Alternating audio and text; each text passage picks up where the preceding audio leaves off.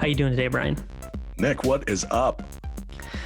Nothing much. We just kind of recorded another solo episode. We'll have some more guests coming, I promise, but we feel like, just give us a little break here and a little win. We had some ideas we wanted to flush out here, but we'll have some great guests coming. But today we talked about strategy, from a corporate perspective, organizational perspective, all the way down to a personal perspective and goal setting and measuring metrics. It was a pretty wide and varied conversation. I think so. And strategy is something that, it's often cited as you've got to have this, but it's not just a box that you check. There's really some thinking that has to go behind it. And it's not all that complex. So I've worked with some organizational leaders who have frozen up when they've been challenged by whoever they report to, that you've got to deliver a strategic plan. People can tend to get locked up and think, oh my God, where am I going to start with that? And I think you'll find that today we break it down into some pretty simple parts that make it easy for anyone to tackle setting strategy very quickly. Yeah, and I think with that's probably a good way to just let people get on with the episode. Let's do it. All right.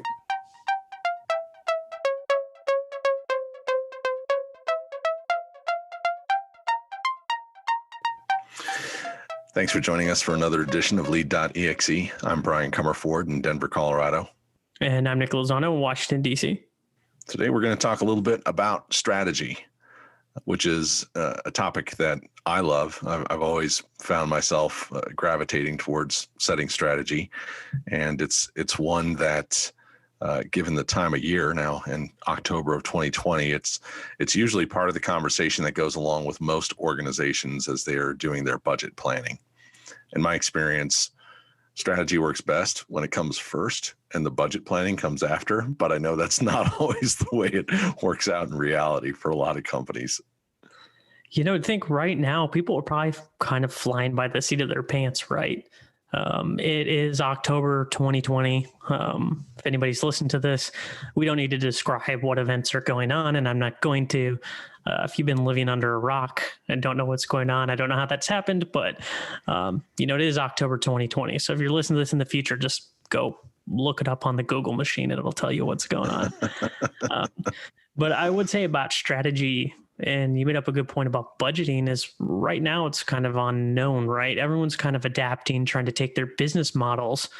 And especially since we look at this from a budgetary standpoint, it's probably a good idea to go back and revisit your strategy in the short-term goals, right? We should be looking at what are the short-term goals right now? And I know a lot of organizations had to shift to remote work. So are there things working? Are there things not working in that strategy? Is there places that we should be allocating resources? I think right now, it's probably a mix of strategy and tactical, the tactical part of making it happen, just because everything's shifting kind of in the moment right now.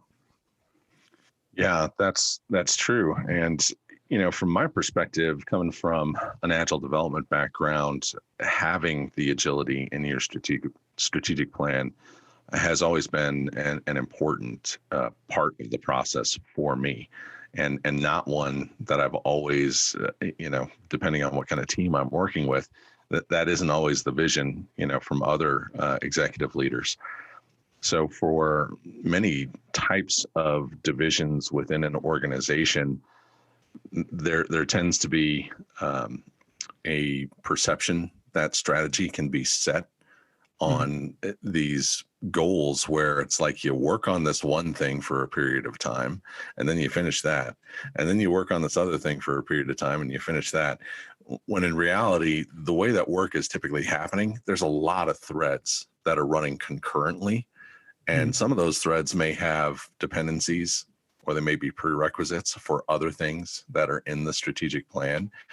And then, of course, there's always the unknown, whether it's a pandemic, whether it's a change in revenues for the organization, whether it's a new acquisition. There's a lot of disruptors that can cause business interruption. And when those things occur, I've always found it important to be able to have some give in the way the strategic plan is laid out, so that you can accommodate for those changes, right? Priorities may shift as a result of some of those things coming in. So we can talk a little bit more about, the structure that I've used to put those things in place. Looked like you were going to jump in with a comment there, Nick. No, go ahead. You're. Well, I was just going to ask you, because good. we should probably start from the beginning, which is just even defining what strategy is. I've been surprised working with other leaders over time and kind of getting this variation of what the perception is of even, how you identify strategy. So what's your definition for it, Nick? How do you think about it? For me, when I think about it, in the technology perspective, a lot of people think of strategy as, like we're trying to turn our servers over to the cloud in XYZ time frame. But to me, strategy needs to start at the top level, right? What is the overall goal of the organization? What does the organization try to do as a company? As you need to start from that main starting point, because you need to make sure that as you're setting the strategy, that it leads to the organization's overall goals. Not just that you're IT and you're trying to do digital transformation and you're trying to get everything online by XYZ. That's a tactical requirement to something that should be higher set up as a strategy, in my opinion.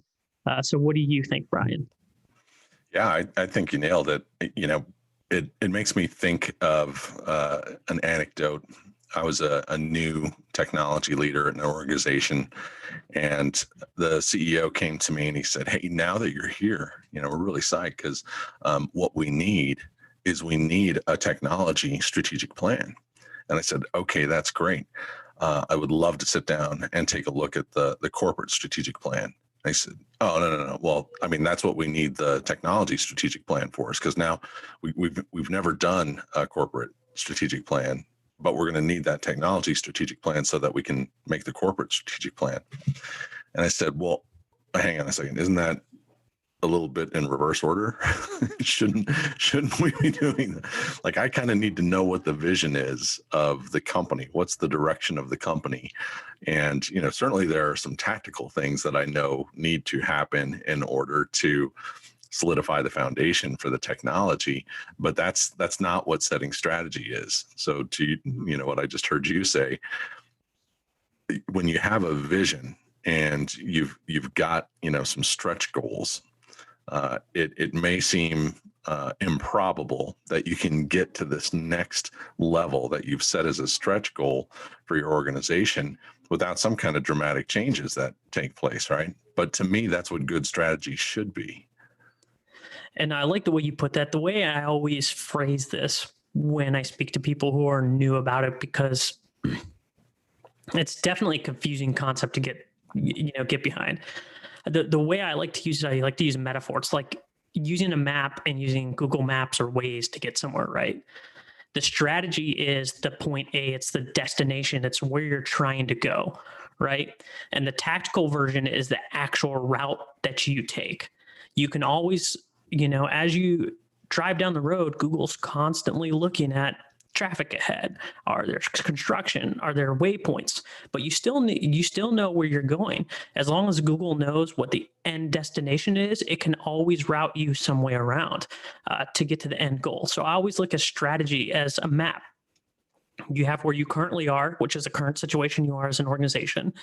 The destination is end goal. What are the missions of the organization? What are the values? What is the organization trying to accomplish as a whole in general? Outside of we're in business to make money. Everybody's in business to make money. So throw that out the window, right? Or else you'd be a nonprofit organization. And even they have goal of bringing money in for some source. So Sure. Take that and leave that by the side. Whatever the missions, the overall goals of the organizations are, that's the destination. And the strategy is a route, the path that you're going to take to get to the destination.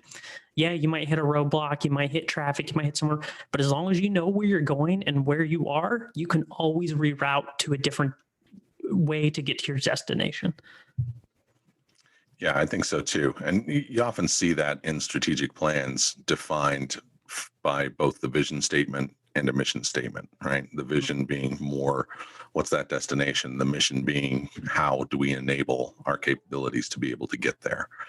And I like what you said also in terms of the specific route being the more tactical, right? The vision should be something that is more articulated around a theme or a purpose or, a clear objective. And then the how, in terms of driving you to get there, right? Those things, they're all tactical, and there's a lot of different approaches that you can take to reach that destination. Yeah, and So, that's why I like using the map, because instantly most people have used a map to get somewhere, right? And for me, it's a good metaphor to put it out in place to make it easily understandable. yeah, and part of what I like about that, Nick, is that it breaks it down into its simplest parts.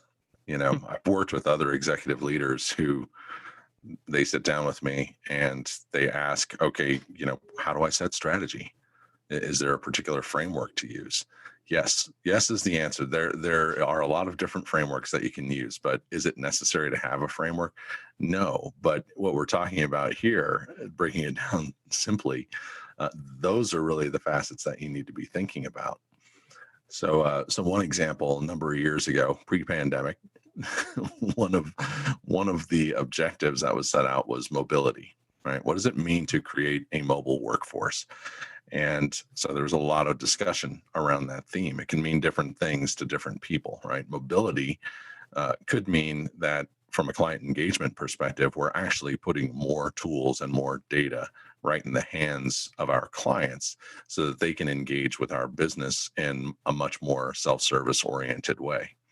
But it could also mean that we are enabling our workforce to work anytime, anywhere, from any device securely, right? Mhm. And not be dependent on having to come into a physical office where they have their name on a placard and there's a desk always waiting for them, or maybe you can have something that's more of a hoteling structure so that people can really work wherever life requires them to be at the time.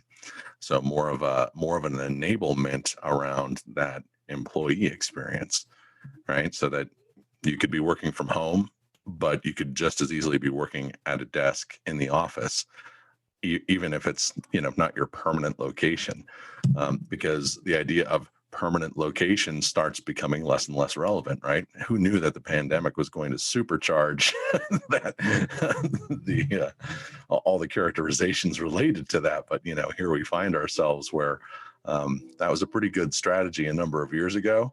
And if you hadn't executed on it by 2020, you were probably in desperate need of figuring out some way that you could pivot to make that happen. I like how you brought that up too, and this just gets me going on projects in general, because when I think of an overall strategy or an IT strategy, I think it's a project that winds up getting spun up, right, and it has stakeholders and an executive sponsor, right? You do all this traditional project management things, and one of the things I always like to talk about when we come into projects or a strategy is I always like to ask people is what would make this successful for you? Because at the end of the goal, we need some kind of KPIs or metrics to determine if we're on track or off track. Mhm. We're trying to set a strategy to make 1,000 widgets a month. It's like this is just some random example, but we're defining what we're doing, we're defining the problem, and to me, we'd be successful if we made 1,000 of them, right? I think it's important that when you get in and you set strategies, especially with the executive stakeholders, if you're a bigger organization or smaller, is to define, what would be successful coming out of this strategy planning session. We can plan to be 100% completely mobile, move to some cloud environment. We'll use whatever that neural link Tesla, Musk thing is, where you have your brain. I mean, you can shoot for the moon, right? But unless we come together as a group, say, okay, well, what's going to be successful in year 1, year 2, year 3? Can we define success for our strategy so that we can then, when we come back and we find out we're off track, when we're looking at our map and go, okay, here's a roadblock. How do we get over to here? We have some type of KPIs or some type of measurements to determine where success is. Yeah, I think that's very important, and it can it's a double-edged sword. I think it can go a couple different directions, right? Some people can get so hung up on the measurements that the successes that are truly occurring then get overlooked. because they didn't hit some kind of indicator, or they fell short of whatever your margin is on how you're measuring things. But without having some form of measurement, without determining, what is our rate of success on achieving these objectives, then how do you know you're actually advancing on that map? Right? How do you know that the route that you've taken is actually a good route? Are you on a 2-lane highway, or are you on a 4-lane freeway? Exactly. And it doesn't have to be crazy statistics, hiring KPMG or Accenture or somebody to come and do. It could be something as simple as, here's the 3 things we want to accomplish. We'll look at it once a quarter. Are we there? Do we feel like we're successful towards this measure? It doesn't have to be, the work breakdown structures with the Gantt charts and all that. If you're a smaller organization and you don't have that ability, that project management ability, just write 3 or 4 things down that are super important for your strategy that you want to accomplish in the year. Get together the stakeholder teams and say, look, are we on track? Are these even the right goals anymore? Are we still going the right direction? And I think it's really important right now in the short term, right? We'll set our long-term goals, keep those long-term because, it's long-term, right? It's like playing the stock market. Things change so fast. And if you're reacting to every single little thing all the time, you wind up off track. But we should be looking at our short-term goals probably once a quarter and saying, okay, from a strategy perspective, does this still make sense that we're doing this? Should we be shifting to A? Should we be shifting to B? What do you think? And that's when I think the difference between a manager and a leader comes in, right? The manager side, we'll look at the metrics saying, okay, this is off by this, we're 0% down in revenue, but the leader's side of it can look and say, hey, I see what's going on. There's large world events going on.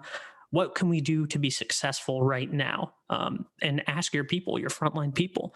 So I think right now we need, people who have the ability to manage and people who have the ability to lead at the same time. Yeah, without question. And some of what you just talked about there is part of what led me down this path of really applying some of my own agile software development background to how we could roadmap things for a strategic plan. So part of what I described earlier was, sort of this step-by-step kind of waterfall structure that's comfortable to a lot of different types of divisions. Of course, they don't tend to have as many dependencies in something like a risk management division, say, versus a technology division, right? Where you may be wrestling with a lot of different things that you're trying to change in your environment so that you can future-proof it and align with the corporate strategy, for example, to become a more mobile workforce, right? There's a lot that needs to happen under the covers that no one else is interested in, but from an IT leadership perspective, you've got to be really cognizant of what are the prerequisites, what are the dependencies, what are the things that can't move, what are the things that have some flexibility to them. So what I started doing was I built out a template in PowerPoint, and I created 4 swim lanes, and for each of those swim lanes, those areas were groupings of various capabilities, right? So it may be related to data, it may be related to governance, another swim lane may be related to mobility, another one may be related to applications. And then within each of those swim lanes, I could build out modules that were the actual tactical objectives that rolled up into each of those key strategic swim lanes. And that gave me the ability then to kind of move those modules around based on some sizing exercises to determine what was the level of effort between each of those objectives. I could either create something that would show me over a quarter by quarter basis, right? This is going to take us 2 quarters to accomplish this. And this has to be done before this other thing that can be started late in the second quarter in order for the work to continue. So over time, that little tool that I built for myself became really valuable because it allowed me to pivot very quickly, but still be able to shift any of the work that may be ahead of a business interruption. And I could still demonstrate that to the rest of the organization from more of a KPI or measurement perspective. but it also got to be kind of mind-numbingly grueling updating a freaking PowerPoint slide, all these little elements that I had built into it. And eventually I found a cool tool, and I'm sure there's a lot of them out there. I've seen a variety of them. The one that I liked the best is called Product Plan. And it was really designed to be a product roadmap tool. But what I found was it enabled me to really replicate the same kind of agile strategic framework into a tool that was very easy to, in a couple of clicks, create a new module for your strategy, create a new swim lane, adjust things, move a whole bunch of stuff all at once without a whole bunch of mind-numbing interaction, with something that was kind of an ungainly, misuse of an application, for my own objectives. Have there been some tools that you've used in any of your own kind of strategic planning work that you found to be beneficial? For me, for like software tools, something like Microsoft Project is good. It's expensive. I don't know why it's so expensive. Go ask Microsoft why it is. They probably don't know. As it can be. Exactly. Especially when you start getting into talking about having your own server, but I'm not here to talk about vendors, but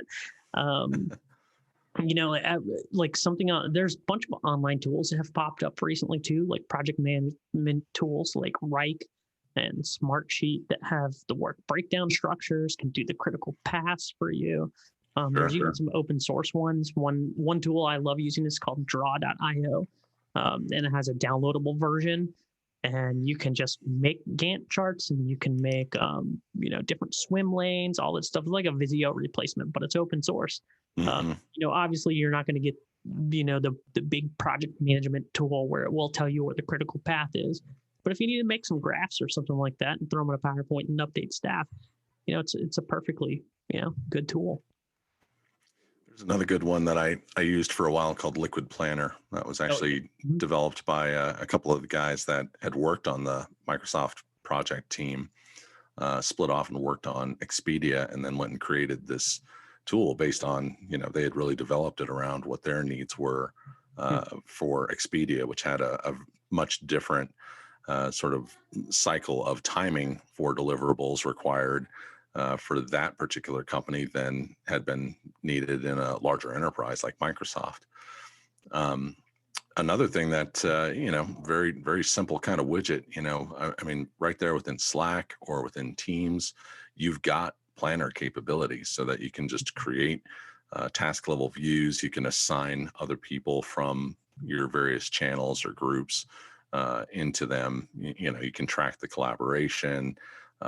In some cases, you can even see a demonstration of little metrics. You can set metrics that you want to measure against, whether it's time or, commitment, any of these other things. So yeah, really there's plenty of tools out there, I think, to help enable people to get there.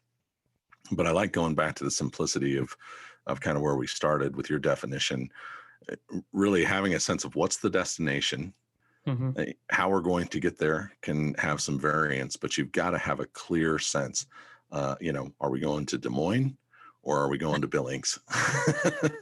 Exactly. If I want to drive to Colorado, there's tons of ways I could get there. I can drive all the way up to Maine, then come all the way across, or I can take the shortest path. That's right. Not saying any path's right or wrong, but as long as you're planning, you're expecting to go that long direction, then you can always pivot and plan for resources. Same thing if you take the shortest path, you can plan that way. Like I said, there's a million ways to do everything. It's just whatever works for you, especially from an organizational level. When, we talk about smaller organizations, maybe they don't have access to Microsoft Teams or Slack or, anything. They're doing stuff in Excel. It can be as simple as just doing a task list, doing, working complete type thing. I can't remember what that checklist is, but it's like 3 buckets. I can't remember. It's like working in progress, done, or something like that. Or, no, it's to do, working, done, right? Something along that lines. And as you can make a Trello board and just put the 3 things in there, move them over when they're working, and then move them over when they're done. There's tons of ways to do it, and you don't have to do it super metric heavy driven if the talent's not there or the resources just aren't there. Because as well as I know, when you're a small organization, especially when it's a startup, you're the butcher, the baker, the janitor, the everything. So like you might not have the resources to be a dedicated just project manager. You just need to see where things are currently. Look at a board. Maybe it's a whiteboard with just Post-its on it. You go, oh, there's 25 things in here. 10 of them are working and 8 of them are done. Do some simple math and figure out where you are. Yeah, no, that's great. I was just going to suggest. Oh, I don't know if can you see that. Yeah. Well, no. Kind of doesn't work out on the background, does it? No, yeah. I was just going to show a yellow notepad lined sticky sheet. Right. Mm-hmm. That's another perfect example to me. It's, if you have an idea, what's your overarching strategy? What's that thing that's the destination that's at the top? And now you can come along. What are all of those various enablers that need to be accomplished in some form in order to drive us towards that destination? And to your point, Nick, that can be accomplished just as easily as putting a handful of ideas or tasks onto sticky note sheets and sticking them onto a window and moving them around as money becomes available, capacity becomes available, priorities may shift, any of those things. Yeah, that's just start somewhere, document something to start. Don't say we're going to go here and then don't ever review it, don't ever do anything. At least write something down. And all this stuff can apply to personal goals too, right? What's your personal strategy in your career? Do you want to be somewhere in 5 years? Which I hate that interview question, but we can talk about that some other time, about the worst interview questions in the world. In my opinion, that's one of the worst ones, but we'll save that for another day. But it's just like when you do your personal goals, do the same thing. What are you trying to accomplish personally or professionally? How do you want to get there? And then just review them every once in a while. It doesn't have to be every quarter. One of the great things I had heard somebody do it somewhere, and I did it for a little while, was take your goals and write them down on a little card and keep them in your wallet or your purse, and then pick it out every day and just look at it real quick. And it just keeps it top of mind and gets you thinking about, hey, are these the right things? Is this where I should be going? Am I going the right direction? Should I be going to these things? Because as we learn and grow, maybe we realize that the direction we were trying to go is not the direction we should be going as we learn things. And it's the same thing with strategy. Look at it pretty often, saying, look, are we going the right direction? Should we be driving here? Yes, we can go there, but do we need to? Should we? That's why I kind of like in those strategy meetings, I like to just ask questions and throw a grenade in there just to see what happens. Not to do controversy, but just to get people thinking, right? Saying, okay, instead of having this target fixation, let's think of objectively and say, okay, is this right? Should we be doing this? There's no wrong answers here. Just looking for ideas. Absolutely. 2 points on that I'll follow with. First, I love that you bring up the personal strategy. That's something that I keep myself, and I have used some of these same agile principles for putting together my own strategy. And I do review it on a routine basis, make sure that if I'm not on track with certain things, what do I need to be doing to course correct that? I think it's a good practice to put into place. And again, it can be very simple. It can be, like you said, a handful of objectives that are on a card that you keep in your purse or your wallet. It can be a shared document that you share with your significant other or a business partner, or your close friends, that you just put into a document or a spreadsheet, or in my case, using something like product plan again to apply it to what you're doing in your own personal life. I remember years ago, there was this concept of the vision board that was introduced, and it kind of got swept away with The Secret when that book came out, because all of a sudden it was like it's one of the elements that you got to have in The Secret. But I learned about it more from a brainstorming and a mind mapping type of approach, where you could work with other executives or others in your cohort who are doing strategic planning together, and you could find visual elements that, in just a single glance helped to convey a particular theme that you were trying to drive towards. And by then taking those visual elements and putting them onto a single board and putting that board up in a place that it was continually visible on a day-to-day basis, what it did was it continued to help reinforce these are those themes that are critical to us. And so there, the mind works in funny ways. And I think by having that sort of visual reinforcement on a routine basis, some of those things do start to manifest, right? Now, whether it's the secret, whether it's your own subconscious, trying to drive your own routine activities, to move towards those things, who knows? But I do think that it's also a valuable exercise, regardless of the size of organization, right? If you're a small organization, maybe it's even more meaningful because everyone gets a chance to participate in it. If it's a larger organization, maybe you can't have 4,000 people participate in creating it, but as an artifact, it's something that you can present and you can have it up on digital signage in the break room or in a hallway or, in a semi-annual meeting with employees, whatever it is, right? But you can continue to keep bringing those visuals back. And I think you brought up a good point too about the larger organizations, right? You create something, put it out. But then I would say also solicit feedback consistently from those people. Because when we had Peter Lynch on, he had that staggering stat that Gartner did that 53% of people in an organization feel invisible, which is just crazy. And your frontline people should know what the strategy is, and they should also be able to shift what they're hearing out in the field on the ground up, because those are the people directly interacting with your customers, directly interacting with who your businesses, your clients are, your vendors, and they can tell you right away if you're shooting a mile off. I would say solicit feedback up, be open to it, let people come up and tell you when they see something that's not wrong or something that's not working. Don't wait till you get to a quarter and you're reviewing financials to find out something doesn't work. Let people have a way to bring feedback up with an open door policy or however you want to do it, or a comment box or suggestions. I know different things you do are kind of different depending on how large your organization is, but there should still be some way for the frontline staff to get stuff up pertaining to strategy, saying, hey, we've been seeing this in the field and we don't think this is going to work.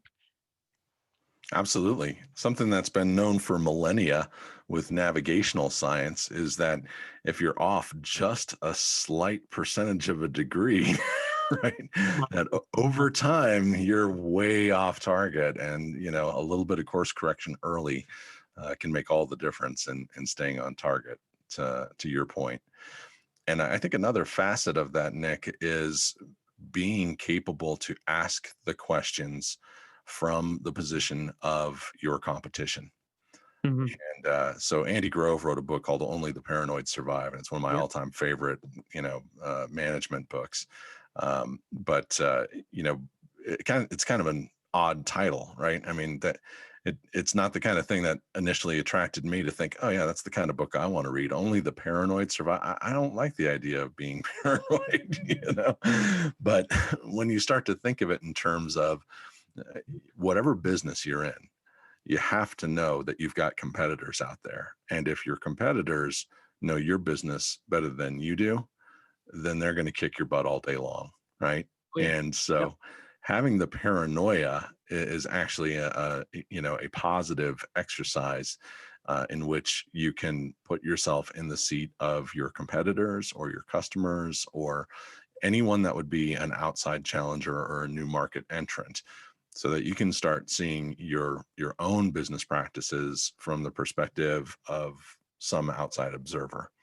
That's when I think you start driving into some of those really critical areas for strategic planning around your own business imperatives, because you may start to recognize where you've got faults or chinks in your armor or areas of opportunity that you haven't chosen to explore yet.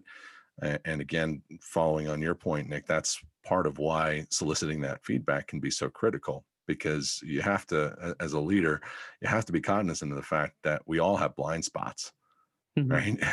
And ideas are best shared in community, right? That's when we can all grow and benefit from those things. And that's where knowing the overall mission and vision of the organization helps, right? You have competitors. You can't be number one at everything. I don't care how large of an organization you are.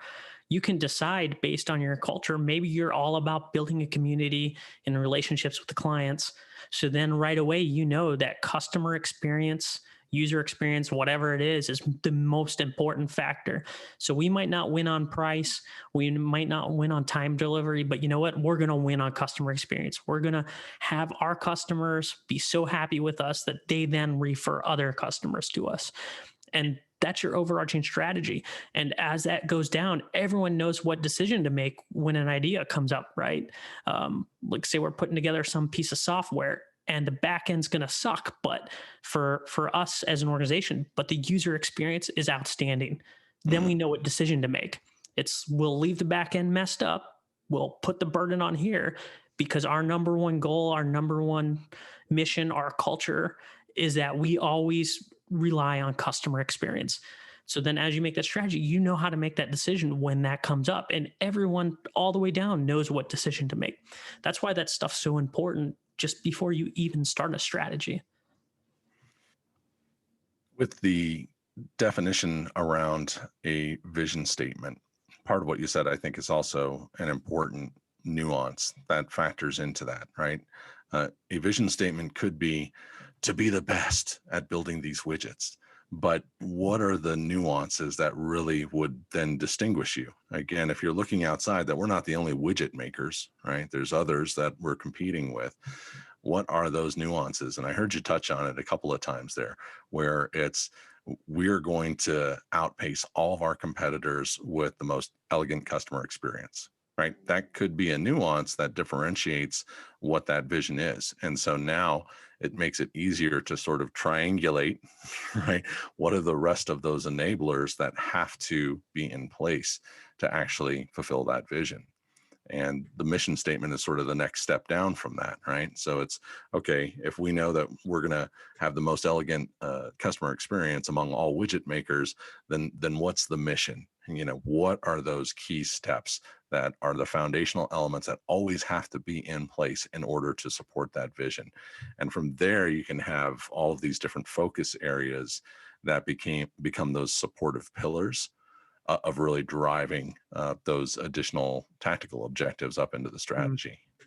At the organizations, when I look at them and I see a vision is to be the number one reseller and XYZ. And to me, when I think about that, I'm like, they don't have this figured out.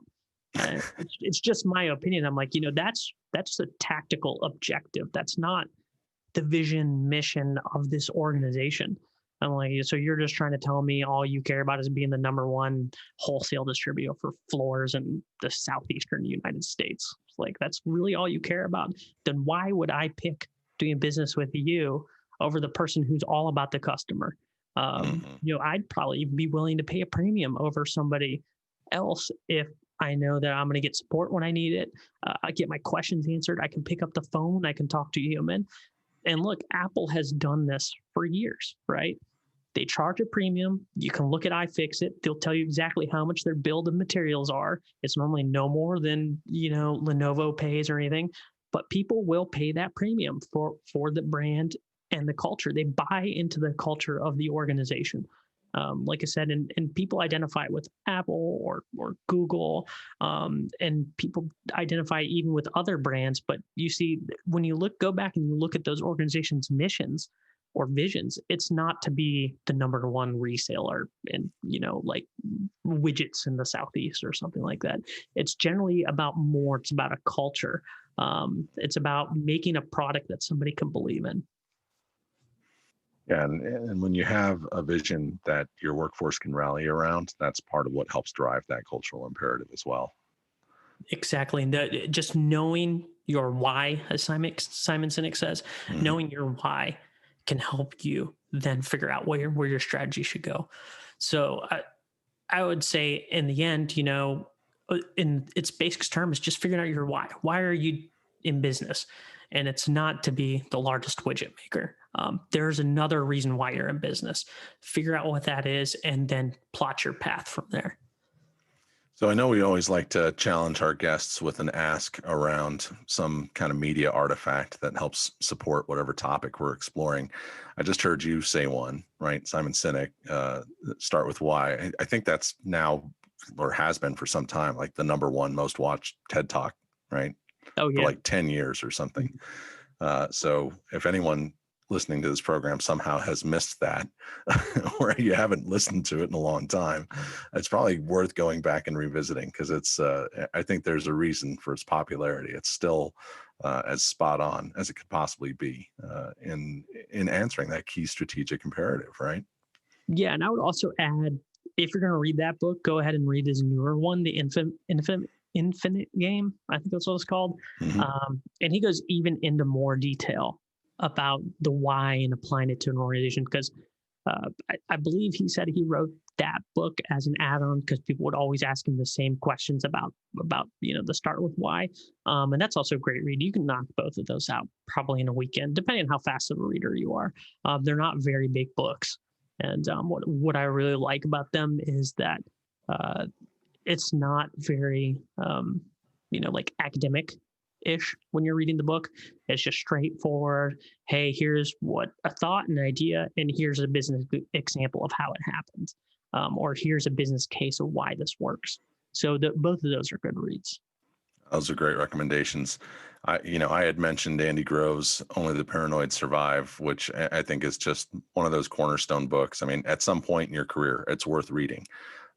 It's so well written, and I think just the stories behind the decisions that Andy Grove was forced to make it's another aspect of inspiration for the book. Yeah, what was that quote that came out of that book? That he was, it was like, Oh my gosh, there's so many.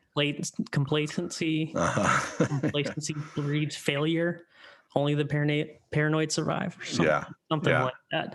I'm sure somebody will correct me, but Well, it's one of those books where when you read it for the first time, it's kind of like, when you read Shakespeare and you come across something that you realize it's like, oh, that's so trite. I've heard that so many times. Well, except this is the point of origin for where it came from. This is where other people are actually referring to it, right?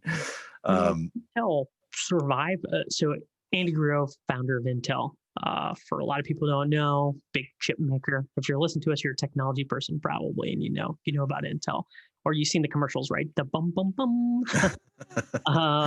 So for them, it's just amazing that they stayed on the top for so long. As a technology organization. What did it, like 40 years old, something like that, maybe 50? And they've managed to stay at the top. They're lagging a little bit recently, and some of that's just, I feel like, just due to silicone and technological limitations. But to survive that long as a technology company where things are so rapidly changing is just amazing to think. Because if we think about the largest companies now, Facebook and Google. Facebook is what, 15, and Google's 20. I mean, and Amazon's what, 20, 25. I mean, you have the two big Goliaths, Microsoft and Apple, but they weren't even that huge up until maybe about 20 years ago. Right. So it's a good read. I guess basically what I'm saying is I highly recommend your book. It's a good one. Well, there's another one that I was going to add to that. That is another great book, particularly on what we've been talking about in terms of having an agile mindset and being able to pivot as new challenges arise. And that's The Hard Thing About Hard Things by Ben Horowitz. Oh yeah, that's cool.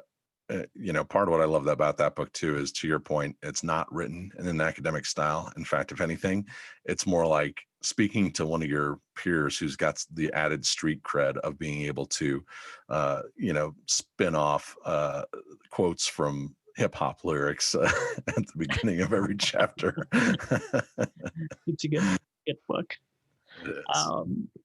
Yeah, and another one I would add too, and it has nothing to do with strategy. It's just got me thinking down this line, and we talked about some personal goal setting and personal development kind of with this.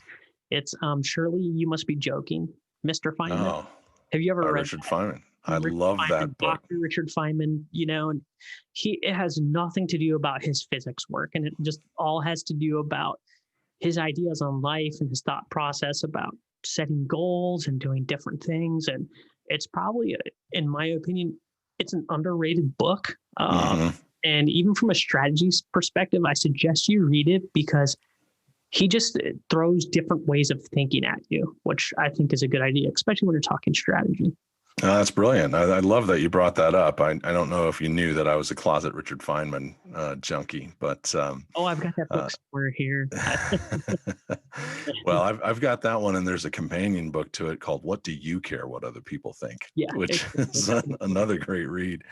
But one comment that I'll make is some of the physicists who worked with Feynman, when they talk about his level of genius and what it was that made his thinking so different. I forget who it was, Niels Bohr or someone that, is saying, here would be this group of us. We're all trying to solve this same problem, and we're all looking at it in relatively the same way. And here Richard Feynman would come from this completely different direction. And that would always overturn all these other assumptions because he took the time, kind of like what we were talking about with the paranoia, right? To get into the perspective of looking at it from a completely different place than your expertise or your comfort might typically prompt you to do. And that's where, the really fresh ideas start to emerge from. Yep, you got it. I guess with that, that's a good place to wrap, right? I love it. All right, Nick. All right. Enjoy your weekend, Brian.